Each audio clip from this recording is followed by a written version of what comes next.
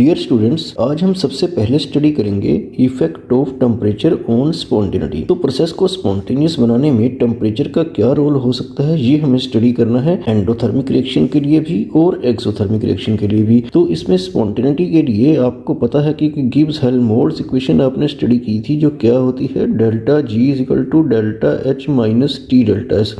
तो आपको याद है कि प्रोसेस स्पॉन्टेनियस तभी हो सकती है जब डेल्टा जी जो है वो क्या हो, नेगेटिव हो। तो डेल्टा जी नेगेटिव होना ही चाहिए, तभी प्रोसेस स्पॉन्टेनियस हो सकती है। तो इसके लिए ये हो सकता है कि या तो डेल्टा एच नेगेटिव हो, या आपको पता है कि डेल्टा एस मींस एंट्रोपी जो है वो इंक्रीज होती हो, रैंडमनेस इंक्रीज होती हो, तो डेल्टा एस पॉजिटिव हो। तो इन दोनों कंडीशन में से कोई एक एटलीस्ट सेटिस्फाई होनी चाहिए और ओवरऑल डेल्टा जी जो है वो नेगेटिव आना चाहिए, तब प्रोसेस स्पॉन्टेनियस हो सकती है। तो सबसे पहले देखते हैं एंडोथर्मिक रिएक्शन के लिए।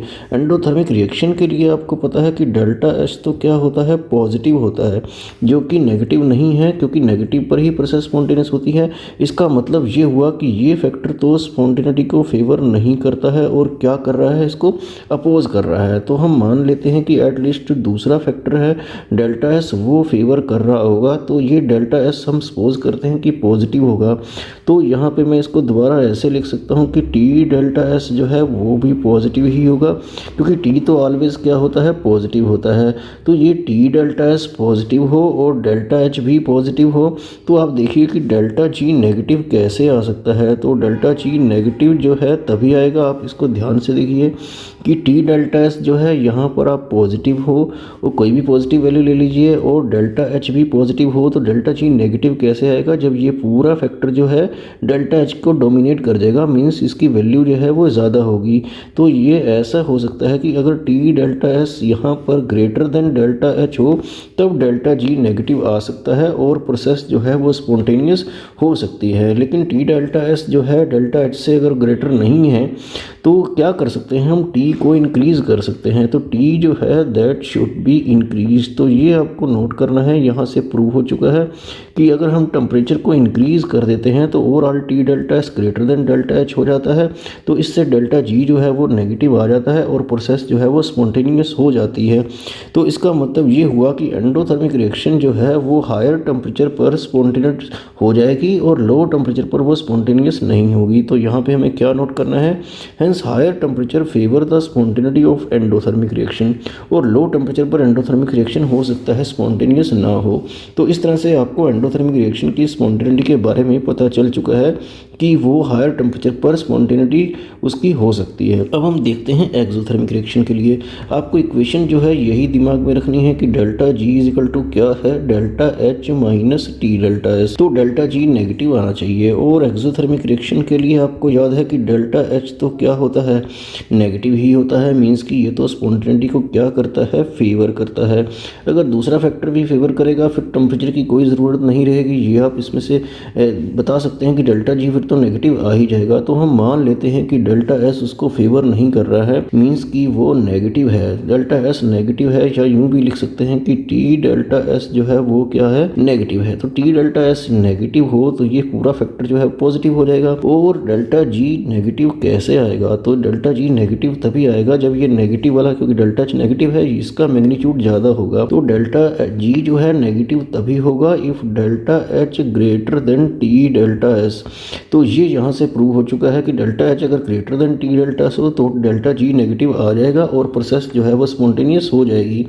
तो ये सब कैसे होगा, अगर आप देखिए कि अगर टी की वैल्यू को हम कम करते हैं तो टी डेल्टा एस का मैग्नीट्यूड ओवरऑल डेल्टा एच से कम हो जाएगा। तो टी जो है दैट शुड बी क्या होना चाहिए, डिक्रीज। इस केस में टेम्परेचर जो है हमें क्या करना चाहिए, डिक्रीज करना चाहिए, तो रिएक्शन स्पॉन्टेनियस हो जाती है। तो यहाँ से आप कह सकते हैं low temperature favour the spontaneity of exothermic reaction. तो एक्सोथर्मिक रिएक्शन की स्पॉन्टेनिटी को लो टेम्परेचर तो फेवर करता है, लेकिन हाई टेम्परेचर जो है वो फेवर नहीं करता। तो लो टेम्परेचर पर एक्सोथर्मिक रिएक्शन स्पॉन्टेनियस हो सकती है, लेकिन हाई टेम्परेचर पर हो सकता है वो स्पॉन्टेनियस ना हो। वैसे भी आपको पता है कि एक्सोथर्मिक रिएक्शन में हीट इवॉल्व होती है, तो हमें टेम्परेचर लो करना पड़ेगा तभी वो प्रोसेस स्पॉन्टेनियस होगी।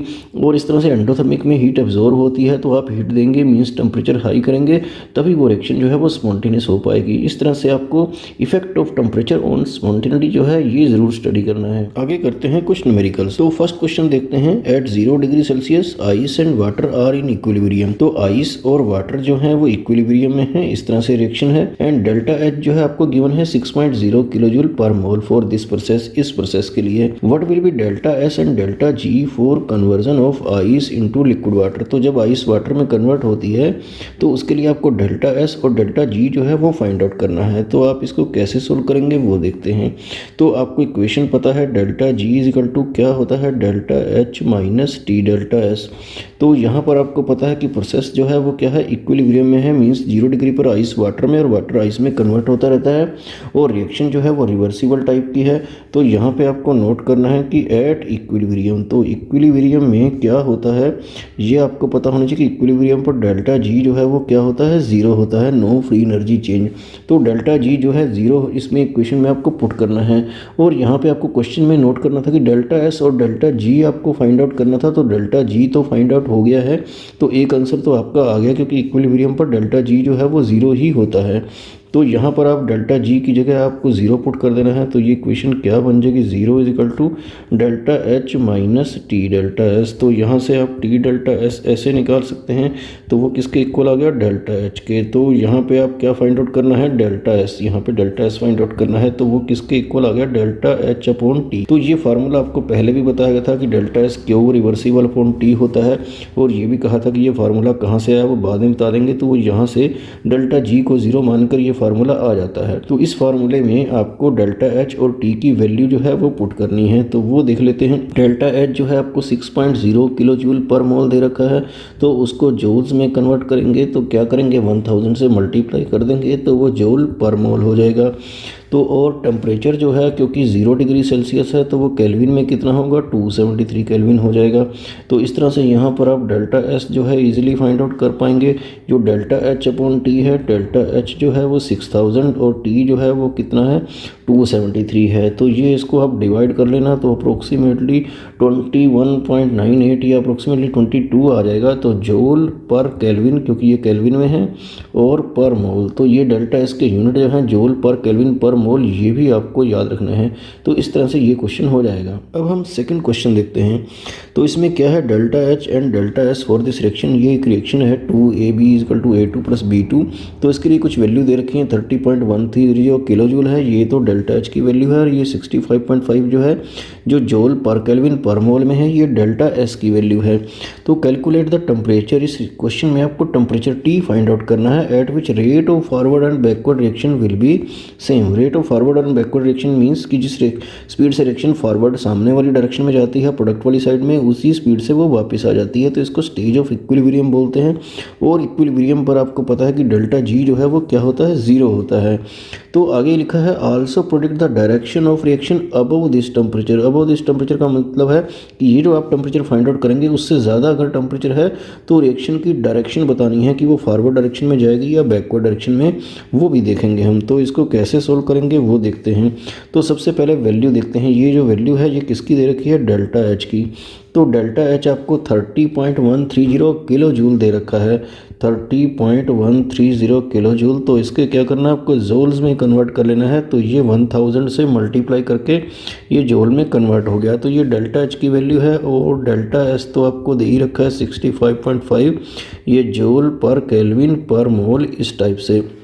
तो यहाँ पर आपको इक्वेशन पता है, इक्वेशन क्या है, delta G is equal to delta H minus T delta S. तो आपको डेल्टा जी जो है यहाँ पर क्या दे रखा है, 0 दे रखा है। तो 0 is equal to delta H minus T delta S. तो इस क्वेश्चन में आपको टी कैलकुलेट करना है। यूजली क्वेश्चंस में टी कैलकुलेट करना नहीं आता है। तो टी डेल्टा एस जो है आप डेल्टा एच के इक्वल हो जाएगा, तो टी किसके इक्वल आएगा, तो टी आप देख लेंगे यहाँ पर delta H upon delta S आ जाएगा, इस टाइप से। तो ये यहाँ पर वैल्यूज़ जो है आपको पुट कर देनी है। डेल्टा एच की वैल्यू तो जूल्स में ये 30130 है, और डेल्टा एस की वैल्यू जो है वो 65.5 है।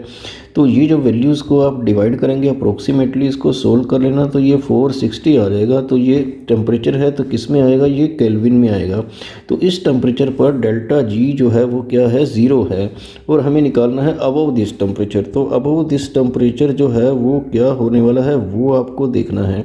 तो इस पर्टिकुलर टेम्परेचर पर तो डेल्टा जी 0 है, और equation delta H minus T delta S इस टाइप से है। और टेम्परेचर अगर ज़्यादा हो गया तो इसका मतलब ये हुआ कि ये इससे बड़ा हो जाएगा। तो यहाँ पर टी डेल्टा एस जो है अगर ग्रेटर देन डेल्टा एच हो तो आप देख सकते हैं कि ये फैक्टर जो है जब इससे बड़ा होगा तो डेल्टा जी जो है वो क्या होगा, नेगेटिव आ जाएगा। अगर डेल्टा जी नेगेटिव आ जाता है तो प्रोसेस जो है वो क्या होगी, स्पॉन्टेनियस होगी इन फॉरवर्ड डायरेक्शन। तो ये इस क्वेश्चन में आपको बताना था कि अगर टेम्परेचर ज़्यादा हो तो रिएक्शन किस डायरेक्शन में जाएगी, तो वो फॉरवर्ड डायरेक्शन में चली जाएगी, क्योंकि फॉरवर्ड डायरेक्शन के लिए डेल्टा जी जो है वो क्या आ चुका है, नेगेटिव आ चुका है। तो लास्ट में आपको ये जरूर लिखना है कि delta ji would be negative and the forward reaction will be spontaneous. तो इस तरह से ये क्वेश्चन आपको ट्राई करना है। थर्ड क्वेश्चन देखते हैं, ये थोड़ा डिफरेंट है। तो देखिए इसको, calculate the free energy change means delta G आपको फाइंड आउट करना है on dissolving 1 mole of sodium chloride. Sodium chloride क्या है, NaCl। तो उसको डिजोल्व करना है एट 27 डिग्री सेल्सियस, ये टेम्परेचर है। Given that the lattice energy, तो ये लैटिस एनर्जी की वैल्यू दी है और एक हाइड्रेशन एनर्जी की वैल्यू दे रखी है, ये किलो जूल पर मोल में है। और डेल्टा एस जो है इस पर्टिकुलर टेम्परेचर पर ये 0.05 किलो जूल पर केल्विन पर मोल। इससे पहले किसी क्वेश्चन में डेल्टा एस किलो जूल में नहीं दिया हुआ था और हम डेल्टा एच को ही किलो जूल के जूल बना लेते थे ताकि यूनिट जो है वो सेम हो जाए। तो इस बार वो नहीं करना है, तो मैं इस क्वेश्चन का हिंट दे रहा हूँ आपको। तो NaCl जो है इस तरह से पॉजिटिव Na और Cl नेगेटिव आयन होता है, और इन आयन्स को अलग अलग करने के लिए जो एनर्जी चाहिए होती है वो क्या होती है, वही तो होती है लैटिस एनर्जी, जो 1 मोल के लिए रिक्वायर्ड होती है। और जब इसको वाटर में डिजोल्व करते हैं तो वाटर जो है अपना नेगेटिव साइड से इसको और पॉजिटिव साइड से इसको सराउंड करता है और इन दोनों को अलग अलग करने में हेल्प करता है। तो वो जो एनर्जी रिलीज होती है उसको हम बोलते हैं हाइड्रेशन एनर्जी। तो जो एनर्जी रिलीज होगी, तो ये जो डेल्टा एच होता है ये इन दोनों का डिफरेंस होता है।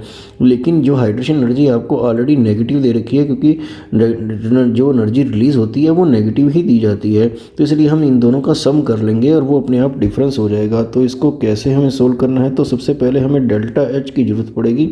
तो वो आपको देखना है कि लैटिस एनर्जी और हाइड्रेशन एनर्जी का सम हो जाएगा। अगर हाइड्रेशन एनर्जी यहाँ पे माइनस नहीं लिखा है तो आपको डिफरेंस ही लेना है, ये ध्यान रखना है। तो जब इन दोनों का आप ये प्लस करोगे तो वो अपने आप माइनस हो जाएगा।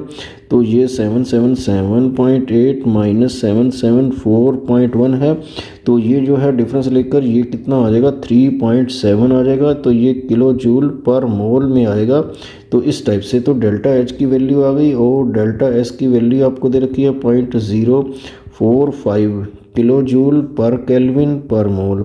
तो अब क्योंकि डेल्टा एस किलो जूल में दे रखा है और डेल्टा एच भी किलो जूल में है, तो किसी को भी जूल में कन्वर्ट करने की ज़रूरत नहीं है और आप किलो जूल में ही आंसर निकाल देना। और इक्वेशन तो ये है ही delta H minus T delta S. Temperature जो 27 है इसको केल्विन में चेंज कर लेना है, तो यहाँ पर आप वैल्यूज़ पुट कर लेना। तो ये -9.8 अप्रोक्सीमेटली आंसर आ जाएगा, फिर भी आपको चेक कर लेना है किलो जूल पर मोल में। तो इस टाइप से ये डेल्टा जी जो हमें कैलकुलेट करना था वो आप इस तरीके से कैलकुलेट कर पाएंगे। आगे एक और क्वेश्चन है जो आपको खुद ही ट्राई करना है। तो इसमें एंथैल्पी एंड एंट्रोपी चेंजेस की वैल्यू आपको दे रखी है और टेम्परेचर दे रखा है 27, और आपको करना है predict the feasibility of this process at this temperature. Feasibility means possibility या स्पॉन्टेनिटी जो है आपको फाइंड आउट करनी है। तो वो इक्वेशन आपको लगा लेनी है, delta G is equal to delta H minus T delta S, इस तरह से।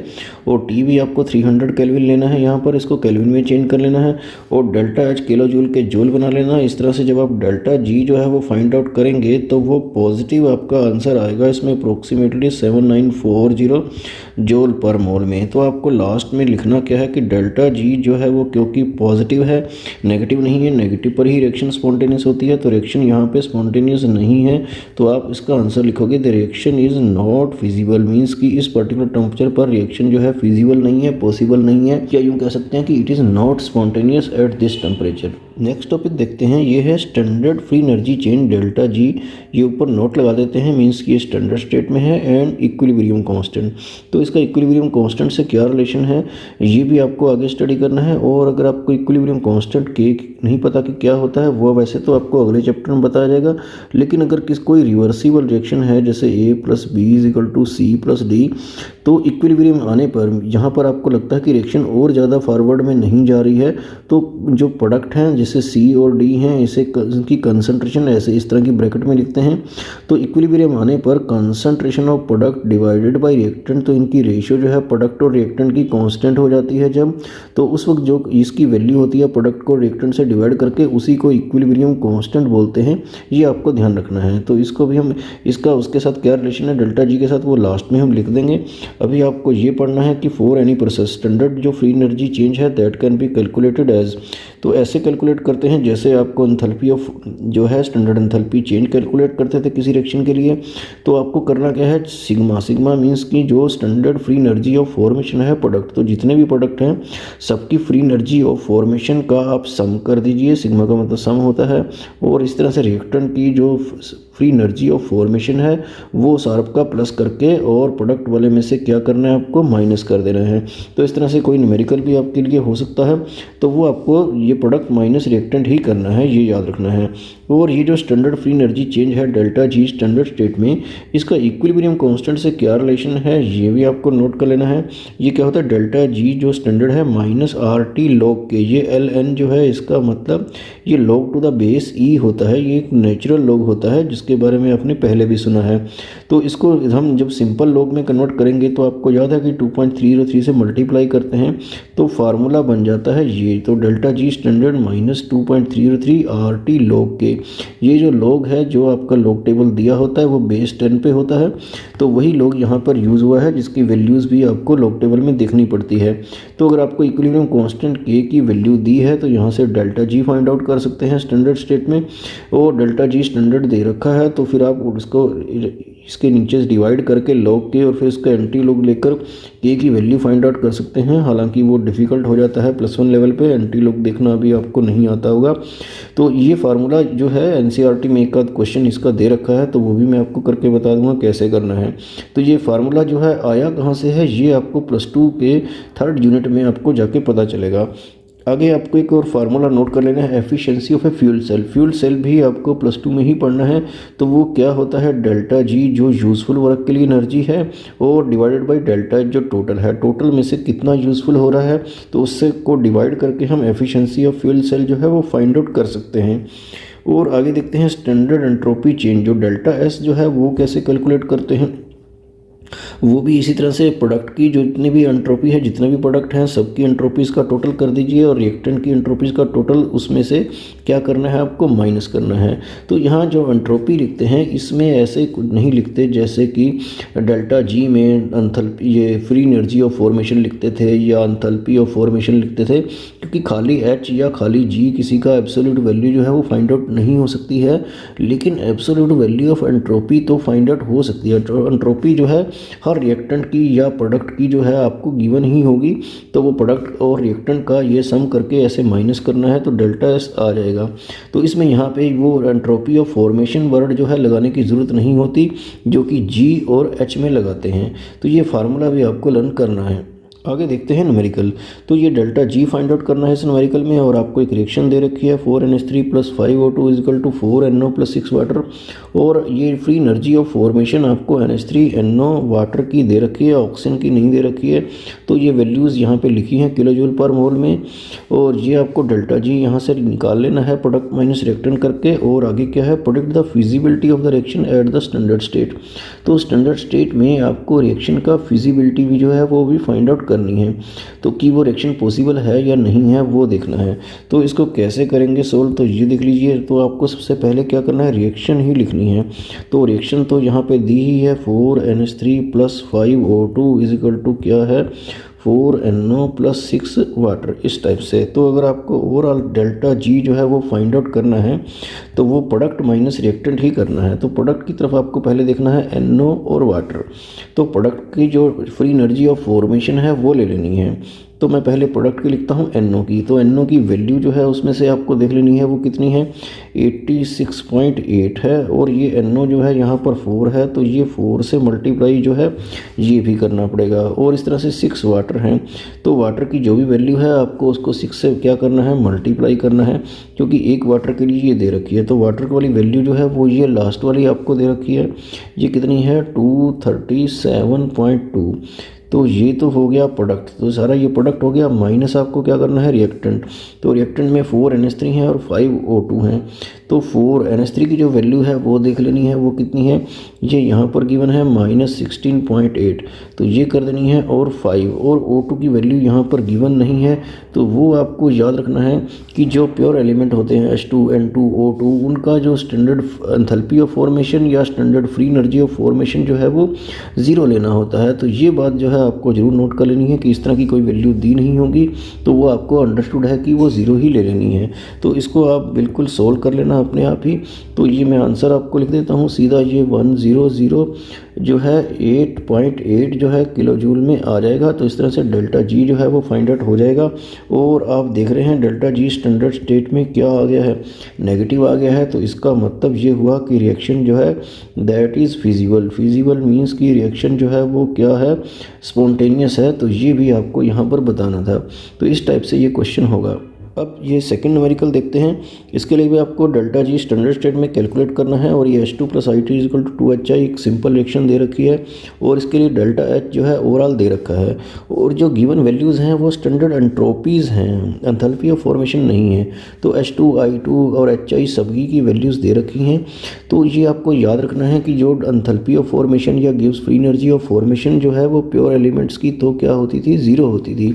लेकिन एंट्रोपी जो है वो किसी की 0 नहीं होती, उसकी जो वैल्यू दी होगी वही आपको यूज़ करनी है। तो इसको कैसे सोल्व करेंगे, तो सबसे पहले तो आपको डेल्टा एस ही स्टैंडर्ड स्टेट में कैलकुलेट करना है। तो वो क्या होता है, वो आपको बताया था सिग्मा एंट्रोपी ऑफ क्या होगा product minus sigma entropies of क्या होगा रिएक्टेंट। तो प्रोडक्ट माइनस रिएक्टेंट आपको करना है, तो वो कर लीजिए। तो प्रोडक्ट जो है इस रिएक्शन में क्या है, HI है।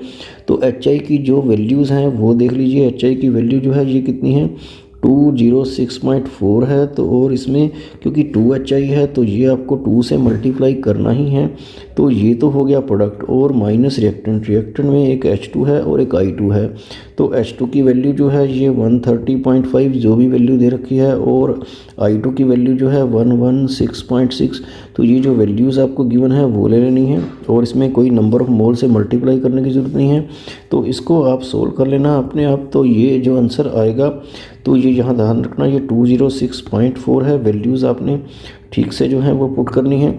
और ये डेल्टा एस जो है इस केस में पॉजिटिव आ जाएगा तो कोई प्रॉब्लम नहीं है, जो भी आए। तो 165.7 जो है ये वैल्यू इसकी आएगी डेल्टा एस की, ये स्टैंडर्ड स्टेट में। और डेल्टा इसके यूनिट देख लेने हैं, जूल पर केल्विन पर मोल हैं जो वैल्यूज़ दे रखी थी।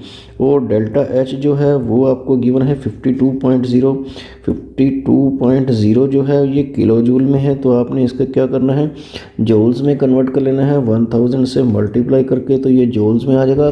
तो ये वैल्यू जो है आपको गिवन ही है। तो आपको क्या करना है, बस delta G = delta H minus T delta S इस टाइप से कर लेना है। तो डेल्टा एच की वैल्यू भी है आपके पास, डेल्टा एस आप फाइंड आउट कर चुके हैं। टी जो है स्टैंडर्ड स्टेट में आपको याद रखना है कि 25 डिग्री सेल्सियस होता है, जो कितने केल्विन होगा 298। तो इस तरह से आप डेल्टा जी जो है फाइंड आउट करेंगे तो वो आ जाएगा 2621.4 जूल पर मोल आ जाएगा। और ये वैल्यू जो है वो पॉजिटिव आई है। तो डेल्टा जी अगर पॉजिटिव आ गया है तो फिर आपको बताना है कि रिएक्शन इज़ फिजिबल और नॉट। तो आप क्या लिखेंगे, reaction is not feasible means कि रिएक्शन इज़ नॉट स्पॉन्टेनियस। तो इस तरह से ये जो है इसका आंसर है कि reaction is not feasible because delta G is positive. Next question देखते हैं।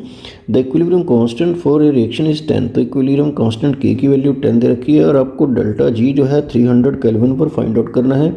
ये एक NCERT क्वेश्चन है, ये आपको ध्यान रखना है। तो ये सोल्व करना बहुत ईजी है। तो अगर आपको इक्वेशन याद है, डेल्टा जी = क्या था, -2.303 RT log के। तो इस टाइप से ये वैल्यूज़ आपको पुट कर देनी है। तो इसमें कोई प्रॉब्लम नहीं है। 2.303 और R की वैल्यू जो है वो 8.314 होती है, वो आपको याद है। और T जो है वो केल्विन में जो है आपको दे ही रखा है 300 × log के। तो K की वैल्यू जो है वो कितनी है, 10 है। तो आपको यहाँ पे याद रखना है कि log 10 जो है बेस 10 पर जो है वो 1 होता है। तो यहाँ पे 1 पुट कर देंगे तो डेल्टा जी जो है वो आपसे फाइंड आउट हो पाएगा। तो वो आ जाएगा 5744.1 जूल पर मोल में आंसर इसका आएगा। तो ये आपको ध्यान रखना है। तो इस टाइप से ये क्वेश्चन जो है बिल्कुल सिंपल है। अगर आप लॉग टेबल जो है वो देख सकते हैं लॉग की वैल्यू। आगे उसी टाइप का एक और क्वेश्चन ले लेते हैं, ये स्लाइटली थोड़ा सा डिफिकल्ट होगा। तो डेल्टा जी फाइंड आउट करना है आपको इस रिएक्शन के लिए। 298 केल्विन टेम्परेचर है और के की वैल्यू जो है 2.0 × 10⁻⁵ जो है दे रखी है। तो कैसे आप इसको सोल्व करेंगे, तो वो देख लीजिए। डेल्टा जी स्टैंडर्ड स्टेट में कितना होगा, -2.303 और आर टी लॉग के, तो लॉग का ही प्रॉब्लम रहेगी इसमें। तो अगर आपका मैथमेटिक्स में लॉगरिथम आपने सीख रखा है तो कोई प्रॉब्लम नहीं होगी। नहीं तो मैं आपको अभी बता देता हूँ आर की वैल्यू कितनी है 8.314 और टी जो है आपकी बार कितना है 298 इंटू लॉग के। तो यहाँ पर क्या है, लॉग के की वैल्यू की जो है वो 2.0 × 10⁻⁵ है। तो इस टाइप से ये सारा आपको ये वाला पोर्शन सोल्व करना है। इधर से तो आप कर ही लेंगे इसको मल्टीप्लाई। तो ये सारा मल्टीप्लाई कर लेना। अप्रोक्सीमेटली मैं लिख देता हूँ ये 5705.85 आ जाएगा इनटू। तो ये क्या करना है, जब मल्टीप्लाई होता है तो लॉग में क्या होता है, सम होता है, और ये जो है डिवाइड हो तो फिर डिफरेंस होता है। तो वो आपको ध्यान में रखना है। तो ये log 2 प्लस जो है log 10⁻⁵ इस टाइप से होगा। तो ये वैल्यू तो एज इट इज़ रहेगी, ये -5705.85 और इनटू तो log 2 जो है ये क्या होता है। तो अभी तो मैं log 2 ही लिख देता हूँ, इसकी वैल्यू अभी देख कर लिखेंगे। और ये -5 log में ऐसा होता है कि पावर आगे आ जाती है, तो -5 इंटू log 10। तो log 10 तो आपको याद ही हो गया है कि 1 होता है। तो ये 5705.85 और ये log 2 की वैल्यू अगर आप log टेबल में देखेंगे तो वो 0.3010 होगी और 5 इंटू log 10 जो है वो 1 होगा। तो इसको आपको सोल्व कर लेना है। तो ये सोल्व करके जो है लास्ट में आपका आंसर जो है 26811.79 और आंसर जो है वो जूल पर मोल में आता है। अगर आपको किलो जूल में करना है तो 1000 से डिवाइड करना पड़ेगा, तो वो 26.812 अप्रोक्सीमेटली हो जाएगा। तो ये किलो जूल पर मोल में इस टाइप से आंसर जो है इसका आएगा। और ये लॉग का जो है सोल्व करना, ये स्टेप आपको ज़रूर समझना है। आगे आपको स्टडी करना है सेकंड लॉ ऑफ थर्मोडायनेमिक्स। तो इसकी डेफिनेशन, बहुत सारी डेफिनेशंस हैं तो वो समझ लेते हैं। तो इसमें फर्स्ट डेफिनेशन है all spontaneous processes are thermodynamically irreversible. Means thermodynamics के हिसाब से वो इरिवर्सिबल होती हैं सभी स्पॉन्टेनियस प्रोसेस। तो अगर आप कोई melting of ice at room temperature लेते हैं तो आपको लगता है कि ये स्पॉन्टेनियस है क्योंकि रिएक्शन हो जाएगी, लेकिन रूम टेम्परेचर पर आइस तो वाटर में कन्वर्ट हो जाएगा, लेकिन वाटर तो आइस में कन्वर्ट नहीं हो सकता है रूम टेम्परेचर पर। तो थर्मोडायनेमिकली तो ये क्या है, एक इरिवर्सिबल प्रोसेस है। हालांकि वाटर को आइस में कन्वर्ट करना किसी तरह से पॉसिबल है अगर हम कोई रेफ्रिजरेटर की हेल्प लेते हैं तो इसी बात से एक दूसरी डेफिनेशन बन जाती है कि without the help of an external agency, किसी एक्सटर्नल एजेंसी की हेल्प लिए बगैर ए spontaneous process can not be reverse. तो उसकी हेल्प के बिना स्पॉन्टेनियस प्रोसेस को रिवर्स नहीं किया जा सकता। तो ये इससे थोड़ा बेटर डेफिनेशन इसकी बन जाती है सेकेंड लॉ की। और आगे in terms of entropy, entropy की टर्म में कैसे डिफाइन करते हैं, तो ये यहाँ पे लिखा है all spontaneous processes are accompanied by net increase of entropy. तो इसमें ये मान लिया गया है कि सभी स्पॉन्टेनियस प्रोसेस में एंट्रोपी मीन्स की रेंडमनेस इंक्रीज ही होगी। तो यहाँ भी आइस वाटर में जब कन्वर्ट होता है तो लिक्विड वाटर का जो लिक्विड स्टेट में जो मॉलिक्यूल्स होते हैं they are more random as compare to their solid state. तो एंट्रोपी जो है वो इंक्रीज ही होती है। और आगे है एंट्रोपी, एक और definition, the entropy of the universe is continuously increasing.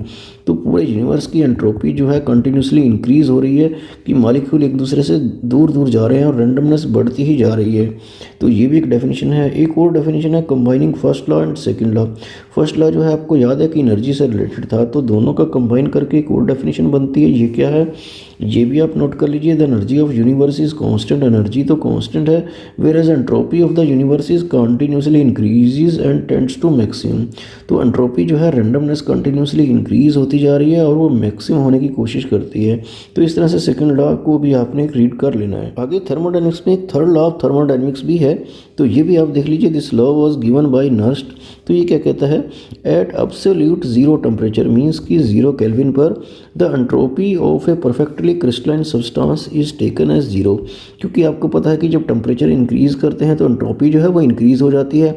अगर टेम्परेचर डिक्रीज़ करते करते जो है किसी क्रिस्टलाइन सॉलिड की बात करें तो इतना ले लें 0 केल्विन मीन्स की -273 डिग्री सेल्सियस, तो वहाँ पर सब कुछ फ्रीज़ हो जाता है और मॉलिक्यूल की मोशन जो है बिल्कुल सीज हो जाती है और कोई मूवमेंट नहीं होती। तो एंट्रोपी उस स्टेज में हम क्या मान लेते हैं, 0 मान लेते हैं।